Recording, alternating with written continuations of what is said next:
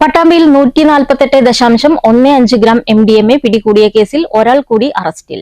ബംഗളൂരുവിൽ നിന്ന് MDMA കൊണ്ടുവരുന്നതിന് സഹായം ചെയ്തു കൊടുക്കുന്ന വളാഞ്ചേരി വലിയകുന്ന് പള്ളിയാലിൽ വീട്ടിൽ മുഹമ്മദ് ഫജാസിനെയാണ് പോലീസ് അറസ്റ്റ് ചെയ്തത്. കഴിഞ്ഞ ദിവസം പട്ടാമ്പി മീൻ മാർക്കറ്റിന് സമീപം 148.15 ഗ്രാം MDMAയുമായി പിടികൂടിയ കേസിൽ പ്രതികളെ വിശദമായി ചോദ്യം ചെയ്തപ്പോഴാണ് ബംഗളൂരുവിൽ നിന്ന് MDMA കൊണ്ടുവരുന്നതിന് സഹായം ചെയ്യുന്ന വളാഞ്ചേരി വലിയകുന്ന് പള്ളിയാലിൽ വീട്ടിൽ മുഹമ്മദ് ഫജാസിനെ കുറിച്ച് വിവരം ലഭിച്ചത്. 22 വയസ്സുള്ള ഫജാസ് പോലീസ് നിരീക്ഷണത്തിലായിരുന്നു. കഴിഞ്ഞ ദിവസം ഇയാളെ അറസ്റ്റ് ചെയ്തു. കൂടുതൽ പ്രതികൾ ഉൾപ്പെട്ടിട്ടുണ്ടോ എന്നുള്ള കാര്യം പരിശോധിച്ചു വരികയാണെന്നും ലഹരി വിൽപ്പനയും ഉപയോഗവും നടത്തുന്നവർക്കെതിരെ ശക്തമായ നടപടി സ്വീകരിക്കുമെന്നും പോലീസ് അറിയിച്ചു.